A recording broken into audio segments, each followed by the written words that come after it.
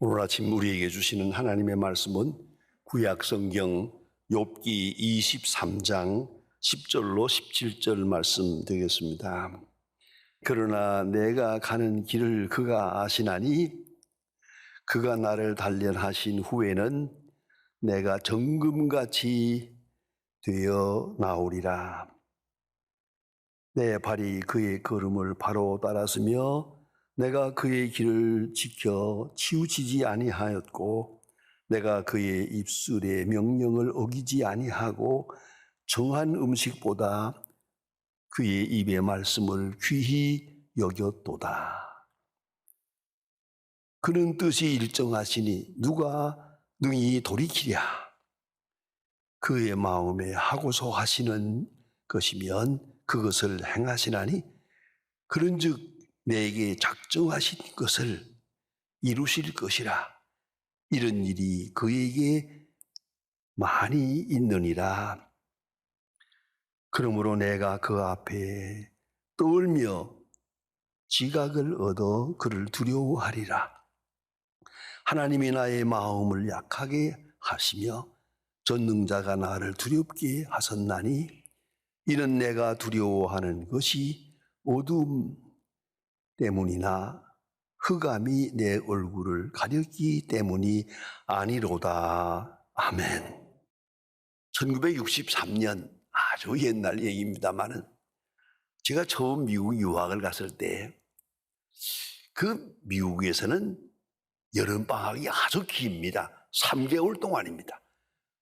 3개월 동안 기숙사의 문을 닫아버립니다. 그러니까 저처럼 혼자 가서 사는 사람에게는 하룻밤 머물 곳도 없습니다. 그 누군가의 신세를 져야 되는 그런 형편이거든요.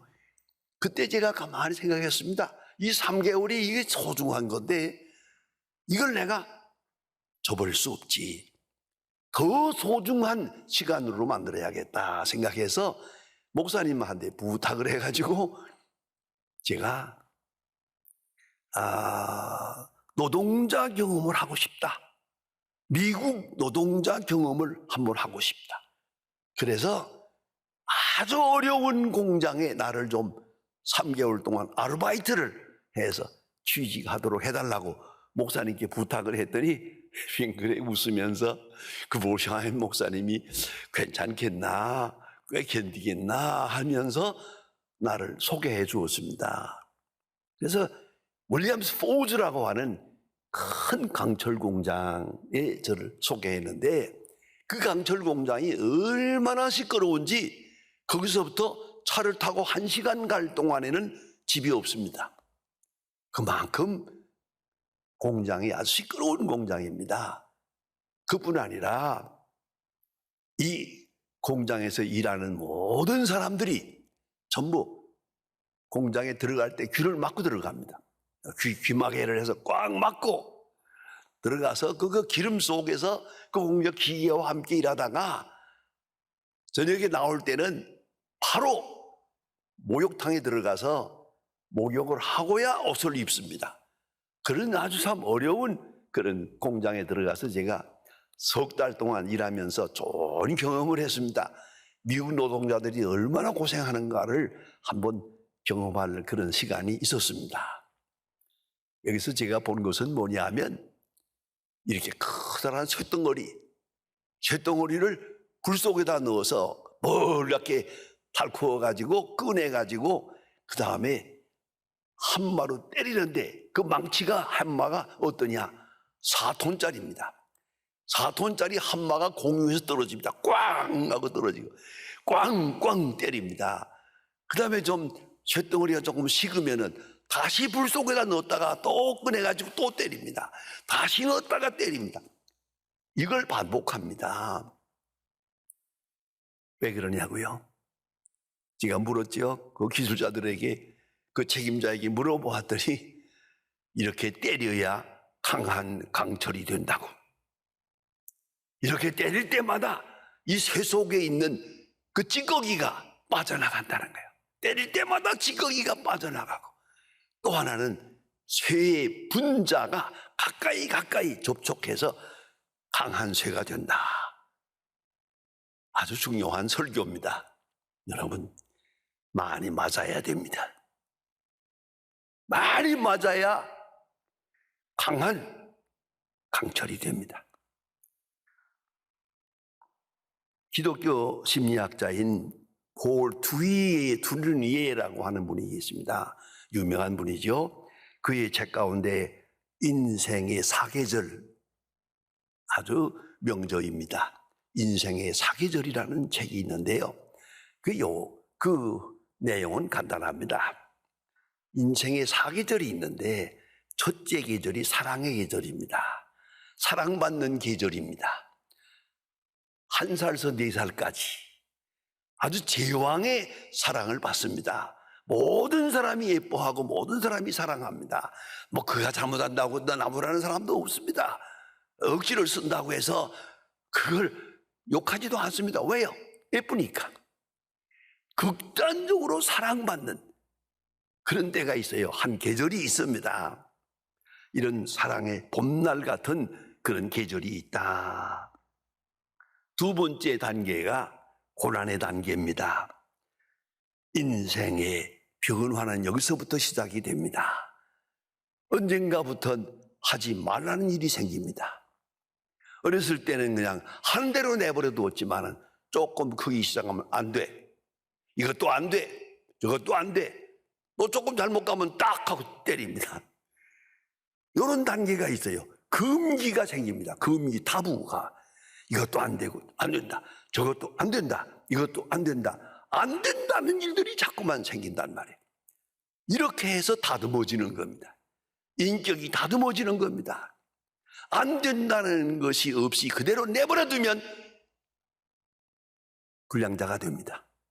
못 쓰게 되는 겁니다. 결국은 다듬어가는 겁니다. 하려고 하는 것을 못하게 하고 먹으려는 것도 못 먹게 하고 이렇게 해서 사람을 다듬어서 변화시키는 것입니다. 세 번째 단계가 동일화의 단계입니다. 이렇게 끊어버리는 것만 아니라 이제부터는 본받는 겁니다. 어른을 본받습니다. 선생님을 본받습니다. 예수님을 본받습니다. 내 마음속에 존경하고 사랑하는 어른이 있어서 그 교훈을 따라서 본받아가는 겁니다. 그러면서 내가 그분과 같아지고 동화되어 가는 것입니다. 이런 단계, 이런 동일화의 단계가 있습니다. 여기서 표본이 중요합니다. 누구를 본받느냐가 중요합니다. 누구를 닮느냐가 중요한 겁니다. 표본이 잘못되고 모델이 잘못되면은 그때 인생의 생활이 곤두박질하는 것입니다. 좋은 분을 본받아 가야 하는 것입니다. 네 번째 단계가 적용의 단계입니다. 이건 아주 중요한 것입니다. 은혜의 적용입니다. 이제 본받아 깨달은 바를 가지고 오늘까지 깨달은 진리를 가지고 생활 속에서 적용해가는 겁니다. 은혜로 해석하고 은혜를 베풀고 은혜를 생활화하고 은혜를 선포하는 적용, 은총의 적용 단계 이렇게 성숙해 가는 것입니다. 그러니까 받는 기쁨이 아니라 주는 기쁨으로 삽니다. 사랑받는 것보다는 사랑 베풀고 때로는 희생하고 수고하는 그 속에서 인간의 본질적 기쁨을 느끼기도 합니다. 이런 적용 단계, 은총의 적용 이런 수준에 도달해야 날마다 새롭게 은혜를 경험하고 은혜를 체험하고 은혜를 확증하는 그런 인격이 된다. 이런 인간의 사계절 네 단계로 인간을 설명한 그런 유명한 책이 있습니다. 오늘 본문에서 봅니다. 하나님께서 욥을 단련하셨습니다. 욥을 단련하여 순수하게 했습니다. 퓨리파이 합니다. 내가 버리지 못한 것 버리게 했습니다. 내가 끊지 못한 거 끊게 했습니다. 내가 고치지 못하는 거 고치게 했습니다. 내가 사랑할 수 없는 자를 사랑하게 했습니다. 내가 당연히 해야 될 줄 알면서 하지 않고 게을리하고 기피 하는 거 하게끔 만듭니다. 사랑하게끔 만듭니다. 이것이 하나님의 단련하시는 역사입니다. 그리하여 강하게 만듭니다. 모든 시험을 이길 수 있는 건강한 인격을 만듭니다. 그뿐 아니라 거룩하게 만듭니다. 어디 갖다 놓아도 거룩함을 지킵니다. 죄에 빠지지 않습니다. 유혹에 넘어가지 않습니다. 이 세상 시험에 빠지지 않는 순수한 거룩한 심령으로 그렇게 하나님은 만들어 가신다는 말입니다. 그런가 하면 충성되게 합니다. 하나님의 뜻인 줄 알면서도 행하지 않습니다. 마땅히 해야 될 일인 줄 알면서도 게을리합니다. 충성되게 해서 사랑하게 하고 진실하게 하고 정직하게 하고 부지런하게 하고 능력 있게 한다. 이것이 하나님의 교과 과정입니다. 성경에서 보는 바와 같이 욥은 말할 수 없는, 상상할 수 없는 많은 고난을 당한 대표자입니다. 극심한 고난을 당했습니다. 먼저는 그가 동방에 제일 가는 부자였습니다마는 하루아침에 완전히 빼앗기는 그런 재산을 빼앗깁니다. 자녀가 하나도 아니고 10이나 있었는데 10 자녀가 하루아침에 다 죽어버렸어요. 이런 어려움을 당합니다. 가장 귀중한 건강도 잃어버려서 그가 상처를 기와장으로 긁고 잿더미에서 뒹구는 그런 아픔을 당하게 됩니다. 몸이 아픈 거예요. 그런가 하면 명예를 잃어버렸습니다. 또는 의의를 잃어버렸습니다. 오로지 남은 건 의 하나뿐인데 그것마저 땅에 떨어지고 말았습니다. 가장 욥이 당한 고난 중에 그 의미가 있는 것은 이유를 알 수 없다는 겁니다. 내가 왜 이런 일을 당해야 하나? 이유를 알 수 없는 고난. 아무리 생각해도 알 수 없어요. 내가 왜 이런 고난을 당해야 하나? 이유를 모르는 고난 당했다는 것. 그것이 욥의 고난의 특징입니다. 그런가 하면 죄 없이 고난을 당합니다. 의인으로 고난을 당합니다. 그러나 그는 하나님을 원망하지 않았습니다. 욥기 1장에 보면은 그가 재산을 다 빼앗기고 건강을 빼앗기고 자녀가 다 죽었습니다. 그때 유명한 말을 합니다. 주신 자도 하나님이시요 거둬가신 분도 하나님이시다. 그런 거로 하나님의 이름은 찬송을 받으리로다. 하나님을 원망하지 않았습니다. 그것이 욥의 의로움입니다. 욥의 귀중한 속성입니다. 욥은 본문에서 그 중에 고백합니다. 하나님은 아신다고. 내가 왜 이 고난을 당해야 하는지 하나님은 아신다고. 나는 알 수가 없지만은 하나님은 아신다고 믿었습니다. 믿음입니다. 그 신앙 고백입니다. 하나님의 능력을 믿었습니다. 하나님의 능력이 없어서 내가 이 고난 당하는 거 아니라고. 하나님의 초월적인 능력이 있기 때문에 고난을 당하는 거라고. 이게 중요한 겁니다.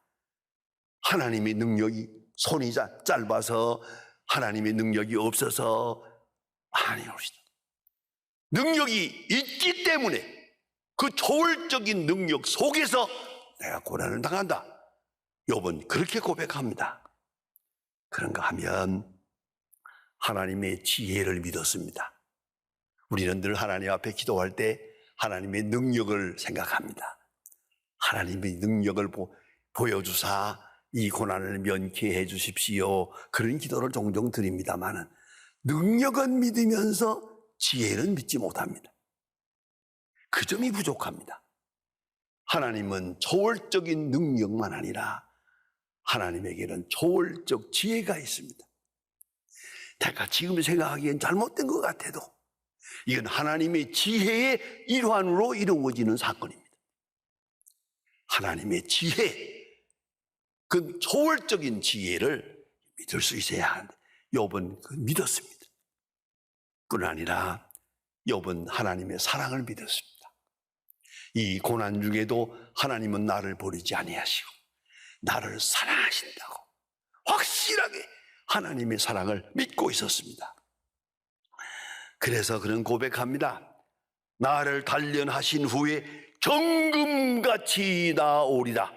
정금같이, 순수하고 깨끗한 정금같이 내 영혼이, 내 인격이 하나님 앞에 설 것이라고 그렇게 고백하고 있습니다. 정금같이 나오리라. 그러면 내가 당하는 시련, 여기는 목적이 있습니다. 하나님이 정하신 목적이 있습니다. 하나님이 원하시는 의미가 있습니다. meaningful입니다. 의미가 있습니다. 나는 모르나 그는 아십니다. 욥은 고백합니다. 하나님은 아신다고. 나는 알 수가 없어요. 그러나 하나님은 아신다고 믿었습니다. 하나님께는 목적이 있고 의미가 있고, 그래서 나로 하여금 보다 순수하게, 보다 겸손하게, 보다 정결하게, 보다 정직하게 그렇게 나를 단련하신다, 나를 훈련시키신다고 욥은 믿었습니다. 하나님의 교과 과정, God's curriculum, 하나님의 교과 과정을 믿었습니다. 왜 하나님이 나를 이렇게 대할까? 의미가 있어요. 내가 지금 모르지만 다 뜻이 있을 겁니다. 하나님의 교과 과정을 그는 믿었습니다. 여러분, 가끔 그런 경우가 있어요. 학교 선생님들이 그런 얘기 하대요. 남자 학생을 가르쳐보고 여자 학생을 가르쳐보면은요, 남자 학생들은 수학을 잘하는 아이들이 많아요. 근데 여자 학생들은 상당수가, 어떤 때는 90%가 수학이 0빵점이래요. 그 왜 그럴까 하고 물어보았더니 학생이 그러더래요. 나는 시집가서 소뚜껑 운전수 하면 되는데 그 수학은 해서 뭐래요? 그러대요. 애당초 수학이 필요 없다고 생각해요.